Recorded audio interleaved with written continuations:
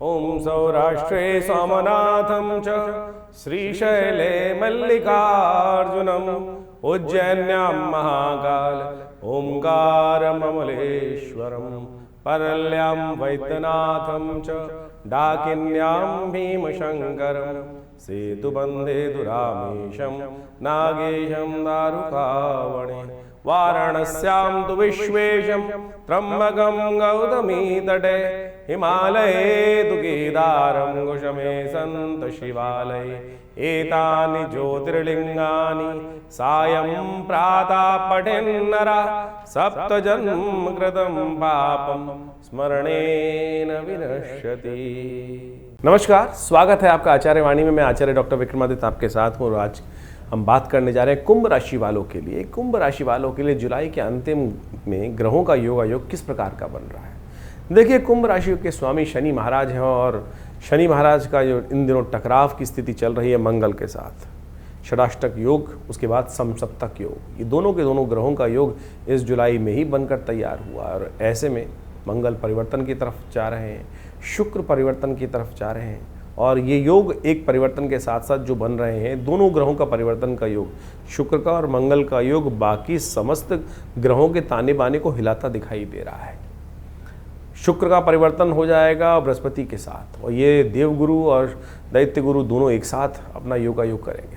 चाल कुचाल चक्र ऐसे बनते दिखाई देंगे। आपकी राशि के दृष्टिकोण से ये बुद्धि को मति भ्रम उत्पन्न करने के योग बना सकते हैं। ध्यान रखना पड़ेगा बुद्धि में, चाहे घर में है चाहे बाहर है, चाहे छोटे हैं चाहे बड़े हैं। तो ध्यान रखिएगा, जब हमारी बुद्धि ही समस्त खेल करती है और कई बार बुद्धि इनमें क्या तर्क उपस्थित हो, लेकिन कुतर्क उपस्थित हो जाएगा बुद्धि के अंदर, तो फिर क्या होगा, कहीं ना कहीं उसका कोई ज्ञान प्राप्त करने का रास्ता नहीं होता, उससे कोई निष्कर्ष भी नहीं निकलता। इस बात को हमको ध्यान रखना चाहिए। कुंभ राशि वालों, 7.5 का अंतिम दौर चल रहा है आपकी राशि में और ऐसे में शनि महाराज वक्री होकर आपकी राशि में पुनः वापस भागते दिखाई दे रहे हैं और जो वापस भागते दिखाई दे रहे हैं वो 7.5 के परिपक्व काल की तरफ आपको ले जा रहे हैं। ऐसे में मंगल का ये परिवर्तन आज जो जुलाई के में होने के योग बना रहे हैं, वो कहीं ना कहीं आपकी राशि के दृष्टिकोण से क्या हो रहा है, आपको थोड़ा अलग थलग पड़ सकते हैं। आपके लोग थोड़े से ऐसा कह सकते हैं कि मूडी हो रहे हैं और आपके साथ को छोड़ सकते हैं। ध्यान रखना पड़ेगा, तो झगड़े मत पालिएगा। इस बात का विशेष तौर पर ध्यान रखेंगे तो अच्छा रहेगा। कब कब कहाँ कहाँ किस किस प्रकार के योग बन रहे हैं वो सब हम आपको बताएंगे सिलसिलेवार तरीके से और उनके निवारण भी। ज्योतिष के दृष्टिकोण से देखिए, कारण और निवारण दोनों चलते हैं। कारण भी जान लीजिए, निवारण भी जान लीजिए।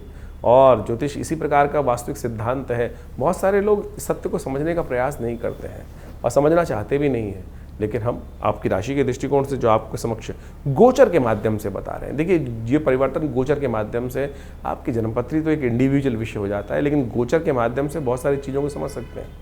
अच्छा है या खराब है वो आप अच्छे समझ लें। क्या कुछ योग बनेंगे, कई योग ऐसे बनने वाले हैं जो आपके लिए बहुत अच्छे मार्ग देंगे। बहुत सही रूप से आप छोटे से कार्य को कर बहुत बढ़िया से रास्ता लाभ ले सकते हैं।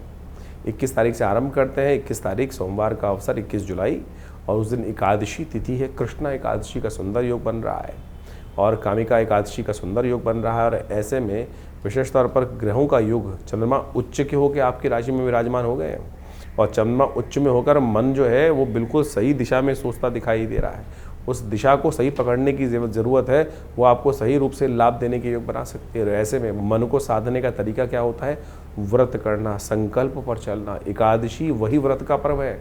भगवान कृष्ण का सुंदर उपवास नाम से उपवास करें और हो सके तो इस दिन सोमवार का योग एकादशी के साथ में, देखिए सावन का सोमवार सच बहुत श्रेष्ठ समय है। सावन का सोमवार, शिव और जो विशेष तौर पर है ना, वो एक ही हैं। शिव और विष्णु दोनों एक ही स्वरूप में माने जाते हैं और ऐसे में हम कोशिश करें कि भगवान जो है, जो शिव हैं, वो विष्णु का ही ध्यान करते हैं और विष्णु शिव का ही ध्यान करते हैं। जो समस्त देव जो हैं एक ही तो हैं, फर्क नहीं, भेद हमारे मनोमस्तिष्क में लोगों ने उत्पन्न करने का प्रयास किया। तो ऐसे में ग्रह योग आपकी राशि के दृष्टिकोण से बड़ा सुंदर योग बना रहे हैं। मन आपने साध रखा है और मन के सदने से बहुत सारे कर्म हो सकते हैं। शिव का ध्यान भी कर लें, हो सके तो भगवान विष्णु के निमित्त व्रत रखकर उस दिन उनको तुलसी दल और तुलसी की मंजरी अर्पित करने से कहा जाता है बहुत से कष्ट दूर होने के योग बन जाते हैं। ऐसे में कांवड़ धारण करने का मुहूर्त भी बन रहा है, तो वो भी आप लाभ ले सकते हैं। विवेकानंद योगाश्रम में इस सावन के दूसरे सोमवार के अवसर पर बड़ा विशाल रुद्राभिषेक का कार्यक्रम रखा गया है, रुद्र यज्ञ रखा गया है। आप उसमें सम्मिलित हों। भगवान की कृपा से आपके बहुत से कष्ट हरने के सुंदर रास्ते भगवान अपने आप आपके समक्ष उपस्थित करेंगे। जैसा हमने आपकी राशि के दृष्टिकोण से कहा, ग्रहों का योग अच्छा है, बुद्धि को साध कर नया रास्ता आप चल सकते हैं। मन के विश्वास से बहुत सारे रास्ते प्राप्त होने के योग बन सकते हैं। 22 तारीख का दिन आपकी राशि के दृष्टिकोण से देखें तो बहुत महत्वपूर्ण दिखाई देता है, बड़ा महत्वपूर्ण योग बन रहा है। सुबह सुबह ग्रहों का ये परिवर्तन आपकी राशि के दृष्टिकोण से बुद्धि से लाभ के मार्ग खोलता दिखाई दे रहा है। आने वाले 2-3 दिन यदि बुद्धि का सही उपयोग आपने कर लिया, बुद्धि का सही उपयोग शांति से होगा, जबरदस्ती नहीं होगा। देखिए ऐसे में क्या हो, द्वंद्वात्मक स्थिति ग्रह बना रहे हैं, शनि मंगल का टकराव चल रहा है, वो द्वंद्व कर रहे हैं। द्वंद्व से बचकर शांति से बुद्धि का उपयोग करने का प्रयास करें। हम शंकर का शिव का अभिषेक करते हैं ना, क्या डालते हैं, जल डालते हैं भगवान के ऊपर। क्या कारण है, सिर ठंडा रखो, गर्म मत रखो, इस भाव को ध्यान रखना, ये उपाय ही है। और तब ये राजयोग आपकी राशि में जो बना हुआ है लाभ देगा। थोड़ा हल्दी युक्त जल लेकर आप उसमें स्नान करने का प्रयास कीजिए, भगवान की कृपा से कष्ट निवारण करने का योग बनेगा। और एक में खास तौर पर ध्यान रखिएगा, इस दिन क्षय तिथि है, नए कार्यों में हाथ ना डालें, उसको ध्यान रखेंगे तो अच्छा रहेगा। भौम प्रदोष या ऋण से यदि परेशान जीवन में हो रहे हैं तो इस दिन ऋण मोचन स्तोत्र का पाठ करें, भगवान की कृपा से कष्ट निवारण करने का योग बनेगा। कांवड़ यात्रा बिल्कुल अंतिम दौर पर है, जो भूल गए हो कम से कम एक दिन तो इस दिन कांवड़ धारण करके भगवान के लिए जल अर्पित एकत्र कर अगले दिन भगवान पर अर्पित करने का प्रयास करें। शिवरात्रि का महापर्व आ रहा है, 23 तारीख को शिवरात्रि का महापर्व है, सावन की शिवरात्रि। कांवड़ यात्रा भारतीय संस्कृति में अनादिकाल चलती आई है और कहाँ से लोग जल लाकर, सिंधु से जल लेकर वहाँ भगवान पर अपने क्षेत्रों में अर्पित करने की सुंदर व्यवस्था रहती है। गंगा का जल ले जाकर वहाँ भगवान के ऊपर विशेष तौर पर अर्पित किया जाता है रामेश्वरम में। ये परंपरा अनादिकाल से भारतीय संस्कृति में, और उस जल के द्वारा भगवान जो है वो प्रसन्न हो जाते हैं। इस छोटे से कर्म से ना तो कोई धन चढ़ाना है, ना कुछ करना है, केवल शुद्ध रूप से व्रत किया हुआ यदि साधक भगवान पर जल ही अर्पित कर दें तो समस्त कष्टों को निवारण करने की योग भगवान देते हैं। तो इससे सुंदर क्या सिद्धांत हो सकता है। ग्रहों के शत्रु दृष्टिकोण से गजकेसरी योग बना हुआ है आपकी राशि में। व्रत का पालन करते हुए कार्य करोगे तो विजय अच्छी दिखाई देती है, बुद्धि से सही रास्ते खोलते दिखाई दे रहे हैं। 24 तारीख का दिन परिवर्तन का दिन दिखाई देता है आपकी राशि के दृष्टिकोण से। बृहस्पतिवार है, अमावस्या तिथि है उस दिन, और ग्रह नक्षत्रों के दृष्टिकोण से योगा योग समझें तो सुबह लाभ के योग बनते दिखाई दे रहे हैं, लेकिन शाम आते आते कहीं ना कहीं स्वास्थ्य पर समय भारी पड़ता दिखाई दे रहा है। स्वास्थ्य को ध्यान रखना पड़ेगा। इस दिन बुध महाराज अस्त होने के योग बना रहे हैं, और बुध का ये अस्त होना आपकी राशि के दृष्टिकोण से अच्छा है, खराब नहीं है। ये बुध आपके जो नुकसान हो रहे हैं उसको कम से कम बचाने का योग दे देगा, लेकिन स्वास्थ्य के दृष्टिकोण से दो ग्रह थोड़े भारी चलते दिखाई दे रहे हैं। शारीरिक तौर पे कमजोरी की शिकायत, थोड़ा मौसम का परिवर्तन करने के कारण से थोड़ा परेशानी हो सकती है, इसलिए अच्छे मल्टीविटामिन खाने का प्रयास कीजिए। हो सके तो कई बार क्या होता है, एंजाइटी डिसऑर्डर भी हो जाते हैं। ऐसे में कई बार कई व्यक्तियों के जीवन में पित्त संबंधी समस्या चल रही होती है, और पित्त संबंधी समस्याओं को ठीक करने के लिए शास्त्र में अनेक उपाय बताए जाते हैं। छोटे छोटे अपराध भी लोगों से कई बार हो जाते हैं। घर में पीपल का पेड़ उखाड़ देते हैं, या बहुत सारे किसी ने कभी किसी पीपल का पेड़ कटवा दिया। वृक्षों के साथ, वैसे वृक्षों को किसी प्रकार का काटना वाटना नहीं चाहिए, क्योंकि वृक्षों में कई बार प्रेतों का वास होता है, और किसी का घर उजाड़ देने से क्या होता है, कई प्रकार के दोष लगते हैं। तो हरियाली अमावस्या के दिन यदि कोई इस प्रकार से अपराधों से निवृत्ति के लिए एक पीपल के पेड़ को किसी धर्मस्थल पर जाकर रोपित कर देने से, किसी बाग में जाकर रोपित कर देने से, और उसकी सेवा कुछ दिन करने से, उसको पालित पोषित करने से कहा जाता है पूरे वर्ष किए हुए इस प्रकार के अपराध, बहुत प्रेत जनित अपराध भी क्षय हो जाते हैं। इस दिन इसका अवश्य लाभ लेते हुए कार्य कर लेना चाहिए। 25 तारीख का दिन शुक्रवार का दिन है, सावन का शुक्ल पक्ष आरंभ हो रहा है, और ग्रहों का परिवर्तन का विशेष योग नित्य प्रतिदिन बढ़ता जा रहा है। मंगल इस दिन आपकी राशि में विशेष परिवर्तन का योग बना रहे हैं। मंगल आपके सप्तम भाव में चल रहे हैं। द्वंद्वात्मक स्थिति इन दिनों उत्पन्न कर रखी है। बेकार के झगड़े आपके गले में देते दिखाई दे रहे हैं, ध्यान रखिएगा। इस दिन आपकी राशि के दृष्टिकोण से सूर्य के नक्षत्र उत्तरा फाल्गुनी नक्षत्र में प्रवेश करते दिखाई दे रहे हैं मंगल, और ऐसे में थोड़ी उग्रता ज़्यादा बढ़ सकती है। आप किसी दूसरे के झगड़े से अपने आप को बचा के रखने का आपको प्रयास करना चाहिए। थोड़ा हो सके तो एक छोटा सा काम करें, किसी धर्मस्थल पर नमक का दान करने का प्रयास करें। वो आपके लिए अच्छा रहेगा। सावन का शुक्ल पक्ष आरंभ हो रहा है, तो कम से कम श्रद्धा के साथ भगवान का नित्य प्रति स्तवन कर लें, ओम नमः शिवाय का पाठ कर लें, वो भी अच्छा योग बनाएगा आपके लिए। 26 तारीख शनिवार का अवसर, द्वितीया तिथि इस दिन विद्यमान है। ग्रह नक्षत्रों के दृष्टिकोण से विशेष परिवर्तन का योग आपकी राशि में बनेगा। सुबह थोड़ी हल्की दिखाई देते, लेकिन शाम आते आते देव कृपा से कहीं ना कहीं कुछ ना कुछ पॉजिटिव साइंस आपके जीवन में उत्थान होने के योग बनते दिखाई देंगे। बहुत सारी चीज़ें आपकी नई शक्ति के साथ उत्पन्न होती दिखाई देंगी। इस दिन एक विशेष ग्रह का परिवर्तन का योग बन रहा है। शुक्र महाराज परिवर्तन करते करते चतुर्थ भाव से निकलकर, अपनी राशि से निकलकर, अब वो बुध की राशि में बृहस्पति के साथ विराजमान होने जा रहे हैं। और ये कई दृष्टिकोण से अच्छा है, लेकिन कई दृष्टिकोण से थोड़ी समस्याएं भी उत्पन्न करने के योग दे सकते हैं। बुद्धि नए तरफ जाएगी, कहीं ना कहीं व्यावसायिक दृष्टिकोण से लाभ होने के योग बन सकते हैं, घर परिवार में सुख प्राप्ति के योग बन सकते हैं, लेकिन द्वंद्वात्मक स्थिति विचारों में उत्पन्न होने के योग दिखाई देते हैं। और ऐसे में द्वंद्वात्मक स्थिति जो होती है, इधर या उधर, जो थाली के बैंगन की स्थिति होती है, वो कहीं ना कहीं नुकसान दे सकती है। तो ऐसे में थोड़ा ध्यान रखें। साढ़े साथी का दौर चल रहा है आपकी राशि में, ऐसे में विशेष उपाय करने का आपको प्रयास करना चाहिए।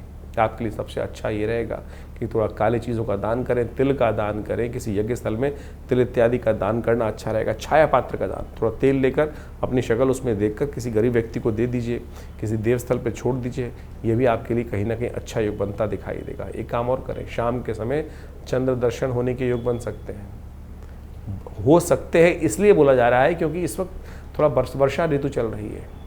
चंद्रमा तो निकलेगा ही, अवश्य निकलेगा, ऐसा हो नहीं सकता कि चंद्रमा ना निकले, लेकिन थोड़े बादलों के अंदर स्थिति ऐसी हो सकती है कि शायद दिखाई ना दे। अगर दिखाई दे जाए तो उस दिन चंद्रमा का दर्शन कर थोड़ा गौ पूजन कर लीजिएगा, गाय के दूध का दान कर दीजिएगा। यह आपके शनि को भी ठीक करने का सुंदर रास्ता आपको प्रदर्शित कर सकता है। 27 तारीख रविवार का दिन, तृतीया तिथि इस दिन विद्यमान रहेगी। मधुश्रवा तीज का योग बन रहा है। ग्रह मनोमस्तिष्क में कुछ ऐसे विचार आपके समक्ष डाल सकते हैं जो आपको लाभ दे सकते हैं। मन में आ रही बातों को खासतौर पे थोड़ा ध्यान देने की ज़रूरत है, उन पर ध्यान देते हुए कार्य करना अच्छा रहेगा।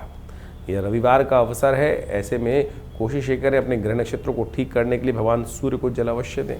इन दिनों सूर्य आपके अच्छे नहीं चल रहे हैं, वो कहीं ना कहीं थोड़ी देर सूर्य की रोशनी में अवश्य बैठने का प्रयास करें। विटामिन डी तो मिलेगा ही मिलेगा, और लेकिन ये विटामिन डी के साथ साथ सूर्य आपकी शक्ति, शरीर के अंदर शक्ति को प्रदान करने के लिए बहुत सहायता। और इन दिनों आपकी राशि के दृष्टिकोण से शारीरिक तौर पर, मानसिक तौर पर, वैचारिक तौर पर इस समय सूर्य की ऊर्जा आपको अवश्य चाहिए। सूर्य बड़े राशि में कमज़ोर स्थिति में आपके चलते दिखाई दे रहे हैं, तो ऐसे में थोड़ा ध्यान रखते हुए कार्य करेंगे। थोड़ा शहद का विशेष तौर पर दान करें, हो सके तो शहद के द्वारा भगवान शंकर की पूजन करें, तो आपके लिए अच्छे योग बनेंगे। 28 तारीख सोमवार का अवसर, चलते जाते ग्रह नक्षत्रों का परिवर्तन, नित्य प्रतिदिन परिवर्तन होते होते सावन अभी आरंभ हुआ था, तीसरे सोमवार पर भी हम पहुंच गए हैं।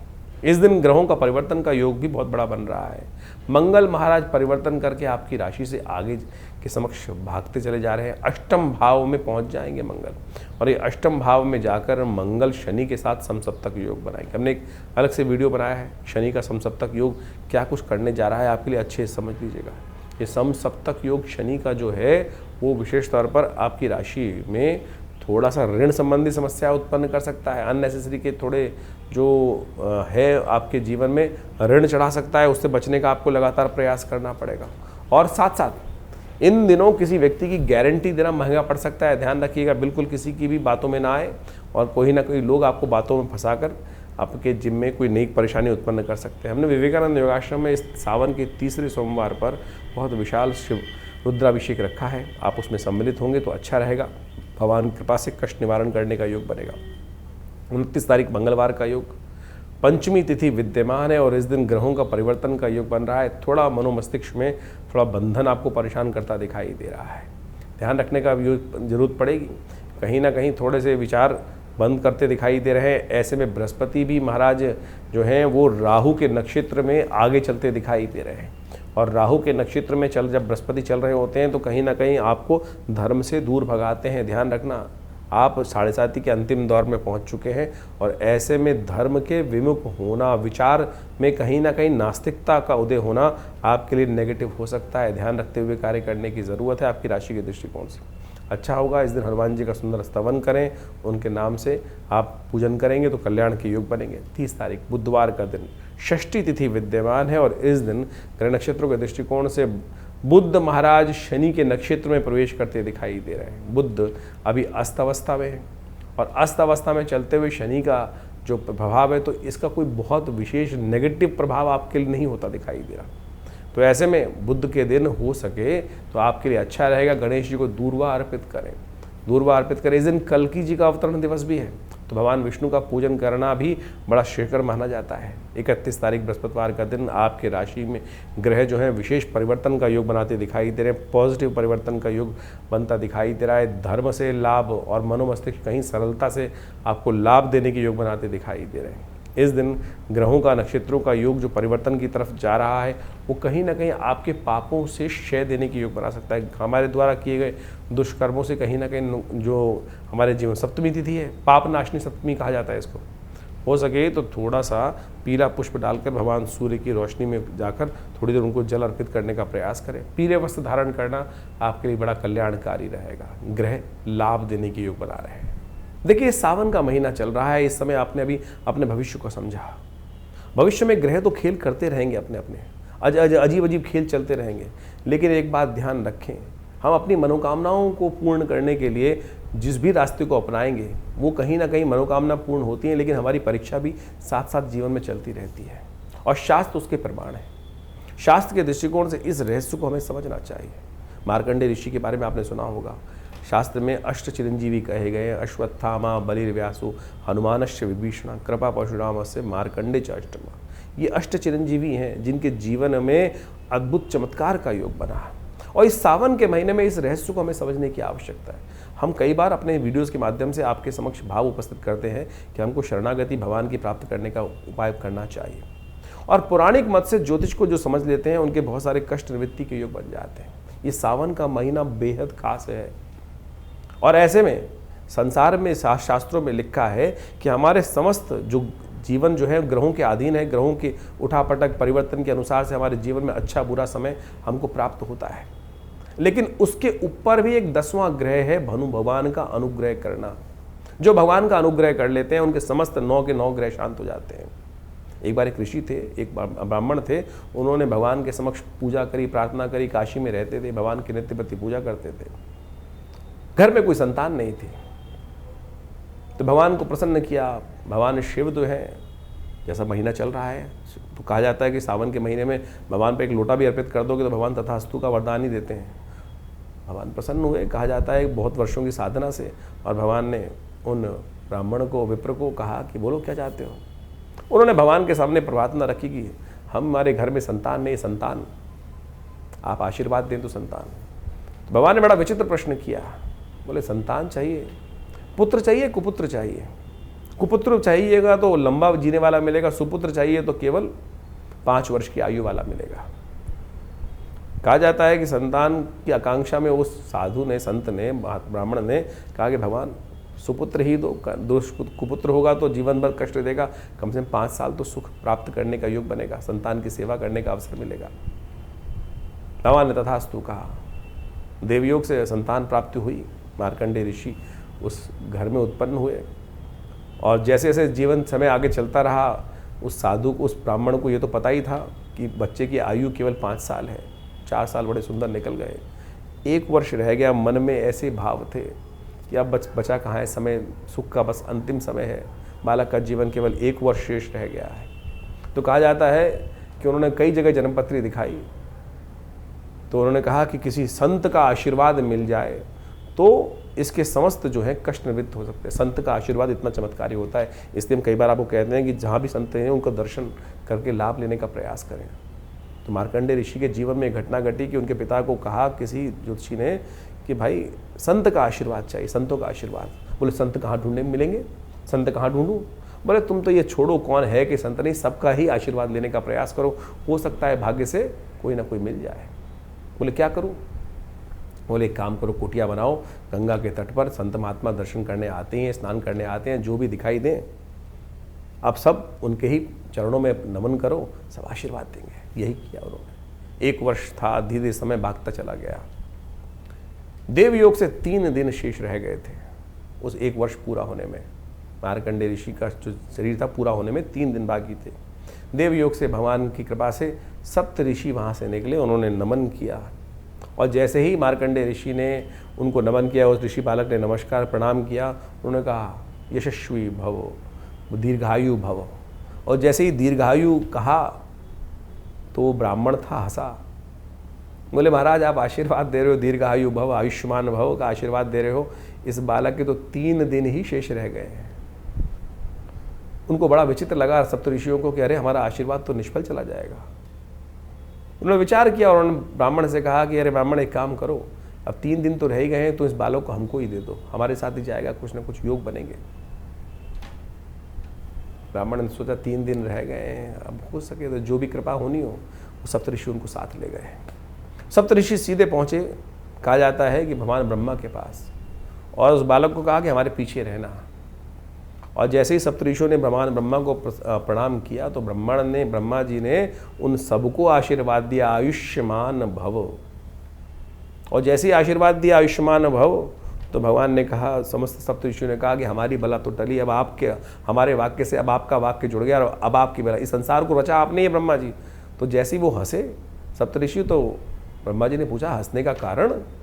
बोले इस बालक की आयु के 2 ही दिन शेष रह गए हैं, अब तो कल इसकी मृत्यु होनी, और आपने तो आयुष्मान भव का आशीर्वाद दे दिया। अब आप हमने पहले दिया था, पूरी वृत्तांत सुनाया, पहले हम फंस रहे थे, अब आपको भी फंसना है। आप अपनी वाक्य को कैसे रखेंगे, मर्यादा कैसे रखेंगे अपने आशीर्वाद की, वो आपके ऊपर है।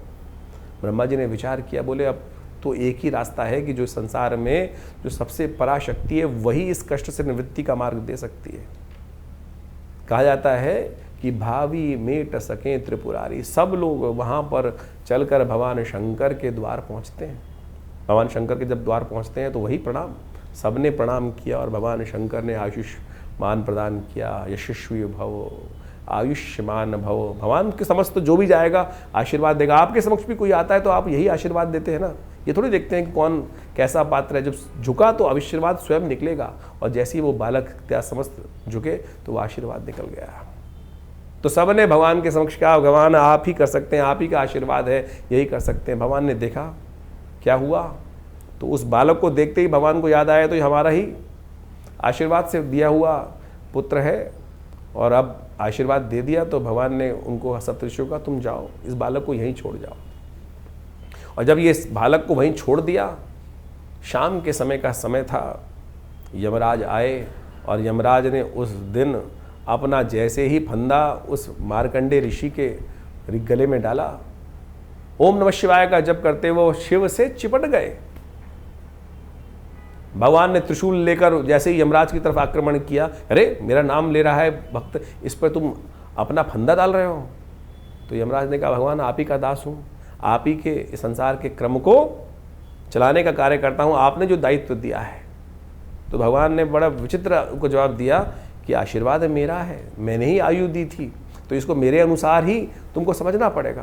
बड़ा सुंदर शास्त्र में व्याख्यान मिलता है कि भगवान ने किस प्रकार से मार्कंडेय को अमर किया। तो भगवान ने कहा कि एक बात समझो कि किस प्रकार की स्थिति है। ये सावन का महीना इतना सुंदर है कि ऐसे में भगवान शिव की आराधना कर कर आप समस्त अपने जीवन के कष्टों को दूर कर सकते हो। इस भाव को हमें समझने की आवश्यकता है।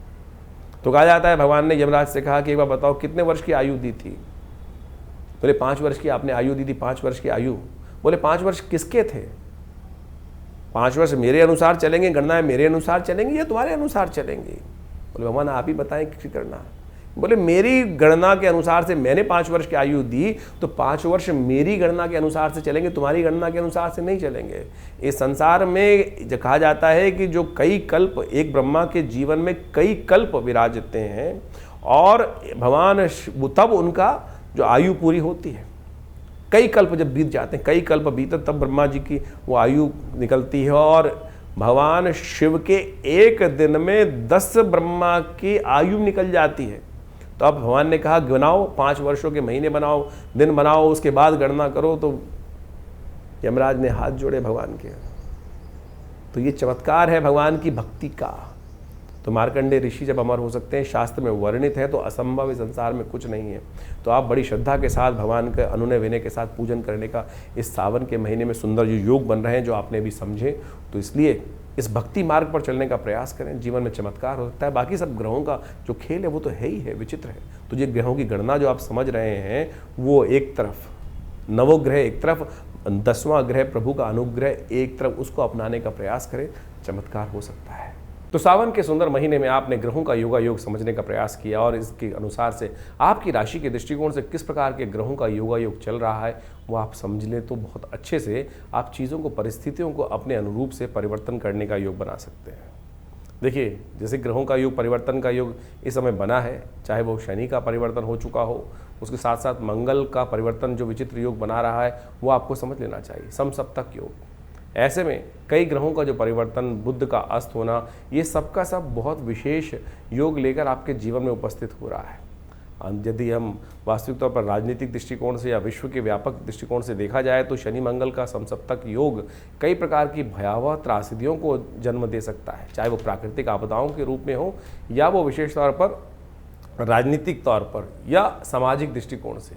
कई प्रकार के द्वंद्व ऐसे समय में उपस्थित होते हैं। ज्योतिष की गणनाओं के अनुसार से इस बात को हम अच्छे से समझ सकते हैं कि जब जब शनि मंगल आपस में या तो एक संग बैठे हों या एक दूसरे के सामने हो तो युद्ध की स्थिति रहती है, चाहे वो किसी का भी जीवन चल रहा हो। तो ऐसे में अपने मनोमस्तिष्क को हमको शांत रखते हुए कार्य करने का प्रयास करना चाहिए। जिस प्रकार से ग्रह योग आने वाले 3-4 महीने तक के लिए इस प्रकार की स्थिति बना रहे हैं, अभी समसप्तक योग बन रहा है, फिर आगे जाके षडाष्टक योग पुनः बन जाएगा शनि का और विशेष तौर पर मंगल के साथ। और ऐसे में 2 ग्रह विशेष तौर पर और भी समझने की आवश्यकता है। शुक्र और बृहस्पति दोनों ज्ञान के देवता हैं, एक देवगुरु हैं और एक दैत्य गुरु हैं, और उनका भी एक स्थान पर युति होना वो भी विशेष तौर पर विशेष परिवर्तन का जीवन में उत्थान करने का योग देता है। ऐसे में समझना चाहिए कि बुद्धि की युग चलेंगे और कहीं ना कहीं बुद्धि के तर्क वितर्क के दृष्टिकोण से कहीं ना कहीं स्थितियों को हम अपने पॉजिटिव भी कर सकते हैं और नेगेटिव भी कर सकते हैं। अगर नहीं समझेंगे, नेगेटिव करेंगे तो, क्योंकि शुक्र चाल पे चाल चलने के योग, बृहस्पति और शुक्र जब भी एक साथ आते हैं तो कहीं ना कहीं द्वंद्वात्मक स्थिति बनती है। एक साथ मंगल शनि का टकराव और शुक्र और बृहस्पति का एक साथ युति होना, ये विश्व के दृष्टिकोण से पुनः एक ना एक, कई राजनीतिक दृष्टिकोण से, कूटनीति के दृष्टिकोण से थोड़ा सा समस्याएं उत्पन्न करने वाला दिखाई देता है।